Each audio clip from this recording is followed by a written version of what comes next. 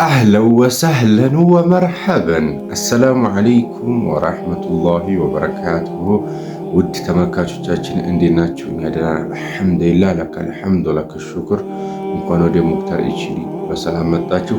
ዛሬ እንደሚታወቀው ስለ እስራኤልና ስለ ኢራን ያለውን መረጃ ኢንሻአላህ እንሰማለን። በዛውም ደግሞ አንድ ትልቅ ራፐር አላህ ፈቃድ ሰለማለ። እስከ ቪዲዮ መጨረሻ አብራችሁ ላይክ ሰብስክራይብ ያርጋችሁ አብራችሁ ቆዩ።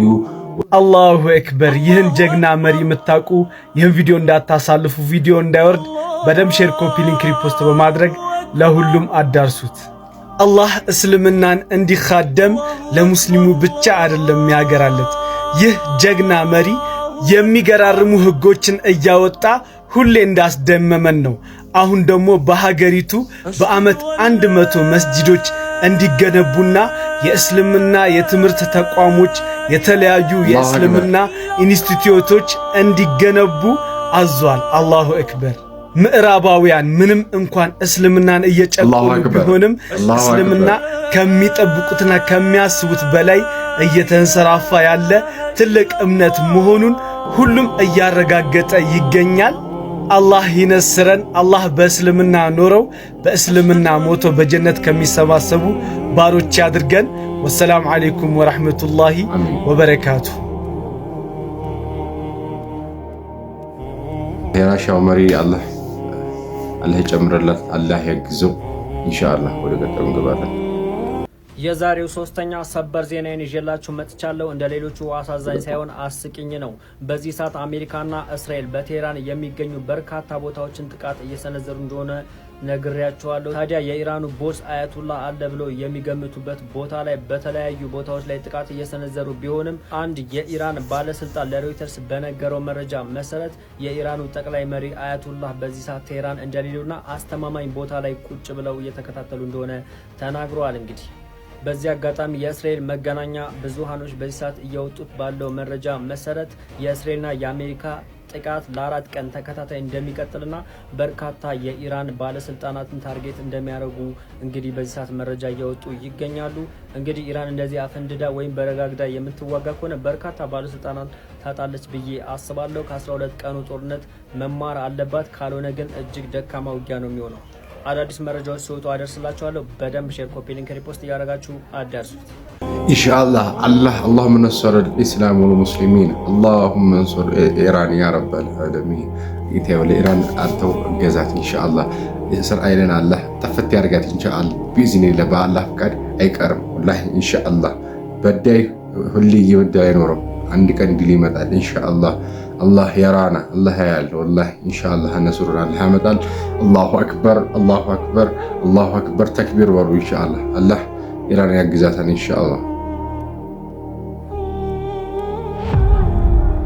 ፍንዳታው ይሄ ነው የሚመስለው። ያ ኢላሂ साइड पे हो जाओ, साइड पे भागो।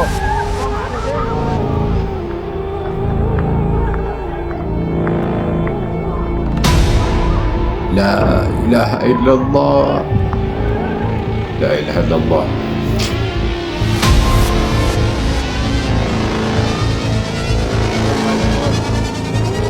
مستاجر ጥቃት አድርሳለች እየተባለ ነው እስራኤል ኢንሻአላህ።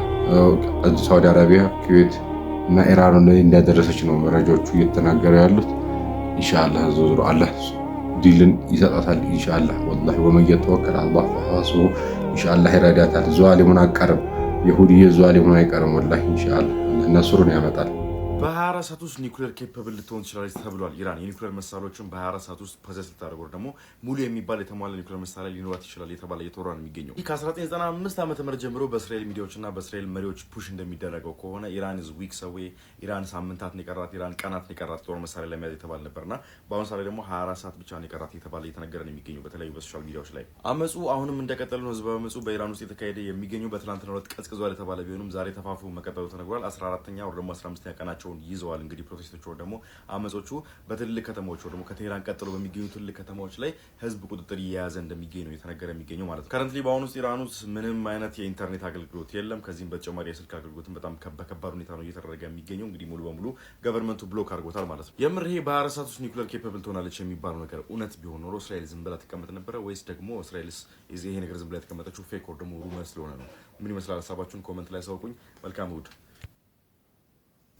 ሰበር ዜና አሜሪካ በኢራን ላይ ታላቅ ጥቃት ለመሰንዘር እየተዘጋጀች ባለችበት በዚህ ሰዓት ላይ የኢራን ፓርላማ ከደቂቃዎች በፊት ባደረገው ስብሰባ ላይ አንድ ውሳኔን ወስኖ ተለያይቷል። እሱም ምንድነው? አሜሪካ በኢራን ላይ የምትፈጽመው ጥቃት ወይም ደግሞ ጣልቃ ገብነት የሚኖር ከሆነ እጅግ አስከፊ ምላሽ እንደሚኖር ከኢራን በኩል ተነግሯል። ይህም ምላሽ ሊሆን የሚችለው በአሜሪካ በተለያዩ ሀገር የሚገኙ ቤዞች ላይ ሲሆን ይህም በኢትዮጵያ ከምትገኘው ጎረቤት ሀገር ጅቡቲ ቤዟም ጭምር ሊመታ እንደሚችል ተነጋግረው ወስነው ወጥቷል። የኢራን ታላላቅ ሚሳኤሎች ወደ ተለያየ አቅጣጫ እንቅስቃሴ እየተደረገባቸው ሲሆን አሜሪካ ደግሞ በኢራን ላይ ጥቃት ለመሰንዘር እንቅስቃሴዎች እያደረገች እስራኤልም ቢሆን ብዙ እጆቿን ወደ ተለያዩ ቦታ እየዘረጋች ባለችበት ሰዓት ላይ የኢራን ፓርላማ ከደቂቃዎች በፊት ተሰባስቦ ሞት ለአሜሪካ ሲል አንድ ላይ ሲጮሁና ጥቃት ለመሰንዘር ወይም ምላሽ ለመስጠት የማያዳግም ከዚህ በፊት ታይቶ የማይታወቅ ምላሽ ለመስጠት ወስነው ተለያይተዋል። እንግዲህ አዳዲስ ዜናዎች በቅርብ ሰዓታቶች ውስጥ ልንሰማ እንችላለን። ኢንሻአላህ አላህ ገዛዳር ኢንሻአላህ አላህ ኢራን አላህ ይረጋታል ኢንሻአላህ። ለምን እንደተደራጅተው ቆይ የሚገባኝ ሳውዲ አረቢያ አለ፣ ኳታር አለ፣ ቱርኪ አለ፣ ራሻም አለ፣ ኢራን አለ። እነዚህ ሁሉ ሁሉም ለምን ያደርጓት ይችላል? እስራኤል የምትባል ሀገር አላህ ተቸግራለህ ነጂ ያበለዙ ብሩ አላህ ለዲን አላህ ነስሩን አላህ አምጣላችሁ። ወላሂ አላሁ አክበር አላሁ አክበር አላሁ አክበር። ይህንን ድንቅ ዜና ዓለም እየተቀበለው ይገኛል። ቪዲዮ በደምብ ሼር፣ ኮፒ ሊንክ፣ ሪፖስት በማድረግ ለሁሉም አዳርሱት። ይህ በምስሉ ላይ የምትመለከቱት ትልቅ ዘፋኝ የነበረ ሰለምቴ ወንድማችን ከአፍሪካ ትልቁን መስጂድ ልገንባ ብሎ ከ2.2 ቢሊዮን ናይራ በላይ አዘጋጅቷል። አላሁ አክበር። ዓለምንም ሚዲያ ተቆጣጥሮታል። ይህ ቪዲዮ ከደረሳችሁ ማሻአላህ ሳትሉ እንዳታሳልፉት። እኛም ሀገር ብዙ ጠንካራ ሰለምቴዎች አሉ፣ ብዙ ስራዎችን እየሰሩ እነሱን ማገዝ ወይም ደግሞ እነሱን ማግኘት የምትፈልጉ የኢትዮ ሪቨርቶችን አካውንትና የብርሃን ኢስላማዊ ድርጅት የአዲስ ዓለምን አካውንት ከስር ሜንሽን አድርግላችኋለሁ። እነሱ ጋር በመቆም ለብዙ ሰለምቴዎች አጋርነታችንን እናሳይ። ዳይወደኮ ህዲ መየሻኡ ወዩዲሉ መየሻ አላህ ሱብሓነሁ ወተዓላ የፈለጉን ይመራል፣ የፈለጉን ያጠማል። እሱ ያውቃል፣ እሱ የተሻለውን ነገር ያውቃል። ማን እንደሆነ መመራት ያለበት ማን ይድል እንደሆነ አላህ ያውቀዋል። ስለዚህ አላሁመ ህዲና ሲራጠል ሙስተቂም እኛንም ደግሞ በቀጥተኛ መንገድ ረመዳን ነው አላህ ቀጥተኛ መንገድ አላህ ይምራል። اللهم اهدنا صراطك المستقيم يا رب العالمين. اللهم أمتنا في الإسلام وأحينا في الإسلام يا رب العالمين. اللهم أحسن ختامنا يا رب العالمين. اللهم نصر الإسلام والمسلمين يا عزيز يا جبار. اللهم انصر إيران يا أرحم الراحمين.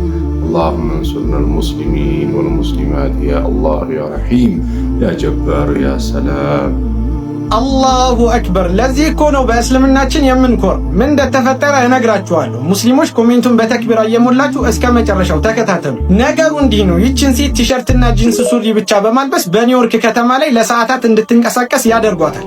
የተፈጠረው ግን ያልጠበቁን ነገር ነው። በአብዛኛው የከተማ ወንዶች ይለክፏታል። ዞር እያሉ የሰውነት ቅርጿን እያዩ ይጠቋቁማሉ።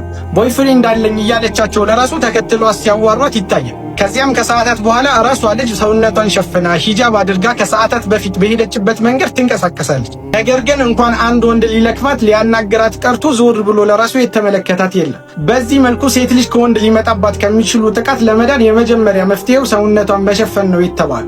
እስልምና ሴት እህቶቻችን ላይ ሂጃብ ሲደነግግ ነፃነት መንፈግ ሳይሆን ከባሏ ከቤተሰቦች ባሉ ወንዶች ጥቃት እንዳይደርስባት እንደሆነ ያሳያል። ይህ ትልቅ ጥቅም እንጂ ጉዳት የለው። እስኪ ሀሳብ አስተያየታችሁን ኮሜንት ላይ ጻፉልኝ። ወላሂ አዎ ማሻአላህ ወላሂ ይሄ ነው ዲነል ኢስላም። አላህ ሱብሓነሁ ወተዓላ ለኛ የሚጠቅም ነገር እንጂ የሚጎዳ ነገር የለውም።